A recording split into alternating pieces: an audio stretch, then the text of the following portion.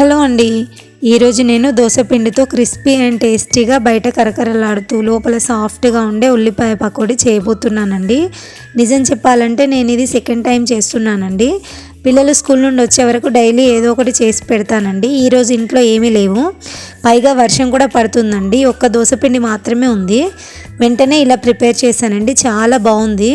Taste ఎలాగూ బాగుంది కదా అని చెప్పి ఇలా చేయడం తెలియని వాళ్ళు చూసి చేస్తారు కదా అని చెప్పి మీకు కూడా యూజ్ఫుల్ అవుతుందని వీడియో పెడుతున్నానండి. మరి లేట్ చేయకుండా ప్రాసెస్ చూసేద్దాము. ముందుగా ఒక బౌల్ తీసుకొని అందులోకి 2 కప్పుల దోసపిండి వేసుకున్నానండి. వేసుకొని ఒకసారి మొత్తం కూడా కలుపుకోవాలండి. సాఫ్ట్గా కలుపుకొని దీంట్లోకి ఒక 2 మీడియం సైజ్ ఆనియన్స్ కట్ చేసి పెట్టుకున్నానండి. వాటిని వేసుకుంటున్నాను. అలాగే పకోడీ క్రిస్పీగా రావడానికి అని చెప్పి ఒక చిన్న గ్లాస్ తోటి గోధుమ పిండి వేస్తున్నానండి. వేసుకొని బేకింగ్ సోడా కంపల్సరీ వేసుకోవాలండి. వేసుకుంటే క్రిస్పీగా వస్తాయి. అలాగే టేస్ట్ని బట్టి సాల్ట్, 1 స్పూన్ కారం వేసుకొని కరివేపాకు వేసుకోవాలండి.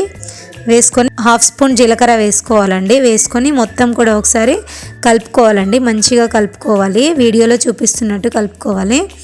ఇలా కలుపుకొని పక్కన పెట్టేసుకొని నానాల్సిన అవసరం ఏం లేదండి.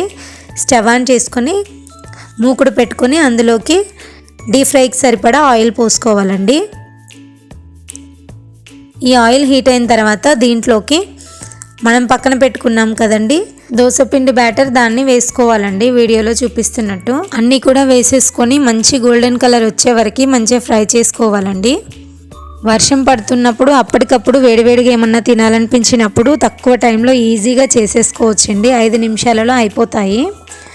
ఇప్పుడు ఇవి మంచిగా ఫ్రై అయిపోయాయి కదండి. వీటిని 2 వైపులా మంచిగా ఫ్రై చేసుకొని ప్లేట్లోకి తీసేసుకుంటే టేస్టీ అండ్ క్రిస్పీ దోసపిండితో ఆనియన్ పకోడీ రెడీ అయిపోయిందండి. మీరు కూడా ఎప్పుడు ఇలా ట్రై చేయకపోతే ఒకసారి ట్రై చేసి ఎలా వచ్చింది అనేది కామెంట్ సెక్షన్లో కామెంట్ చేయండి. ఫస్ట్ టైం మీరు నా వీడియో చూస్తున్నట్టయితే లైక్ చేయండి, షేర్ చేయండి. మరిన్ని విలేజ్ స్టైల్ వంటల కోసం నా ఛానల్ ఫాలో అవ్వండి. Thank you for watching.